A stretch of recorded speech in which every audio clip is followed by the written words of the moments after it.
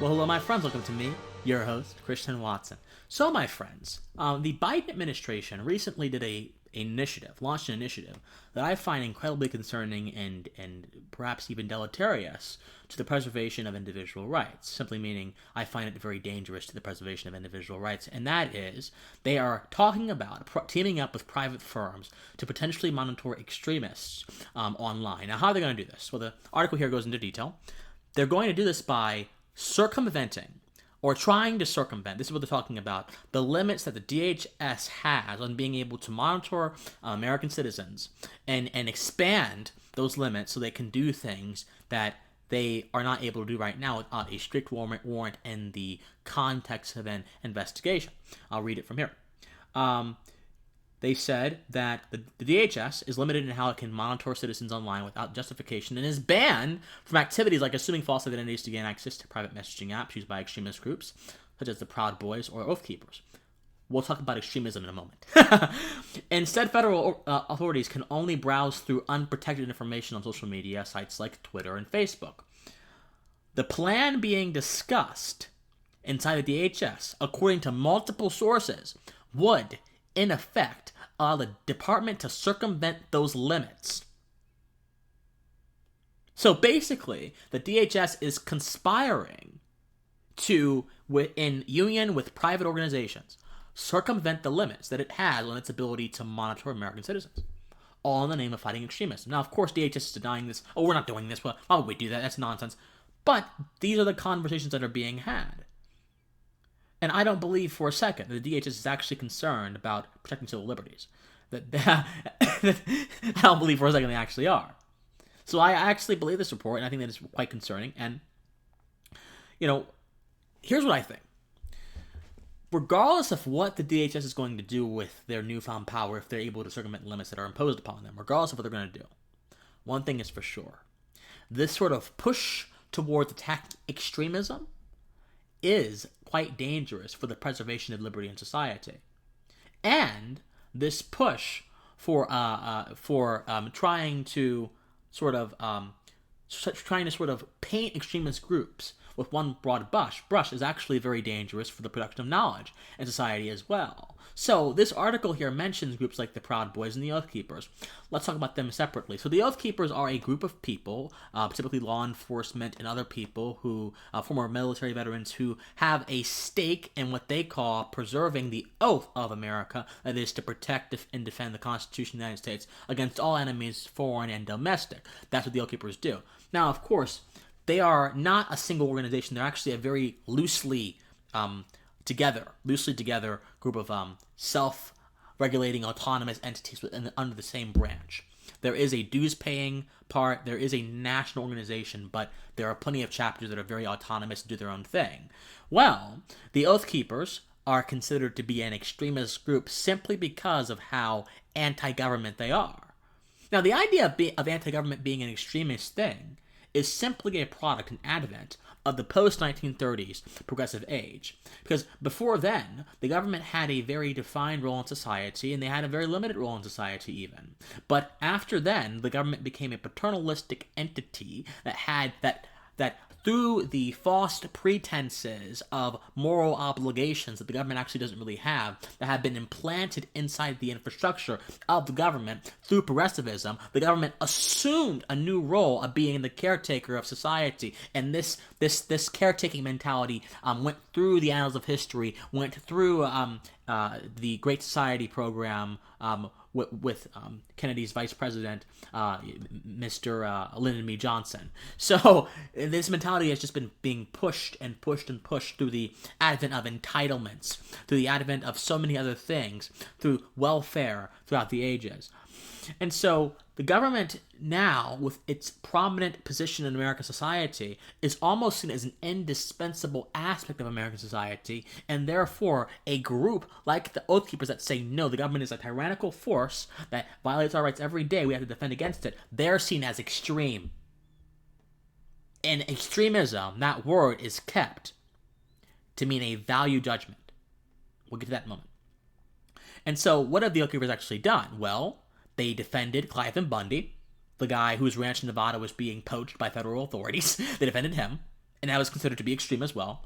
They went to Ferguson, Missouri when it was burning, when no one wanted to step in when it was burning, and they helped defend local businesses.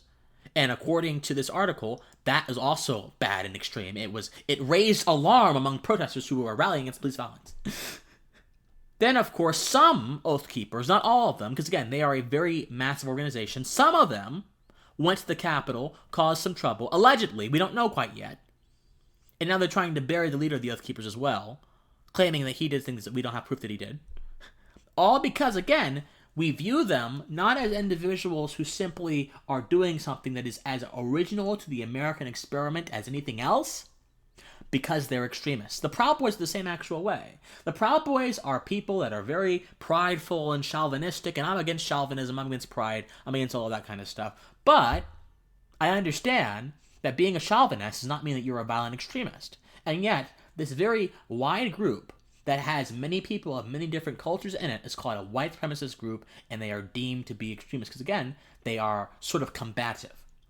So here's my thing, my friends. Here's the point I want to make. Regardless of what the DHS is going to do, regardless of what Biden's going to do, regardless of what they're going to do with privacy or anything of that sort, regardless of anything they're going to do, the word extremism is being used as a value judgment and not what it is meant to be used for, denotatively, which is simply a standard of measurement.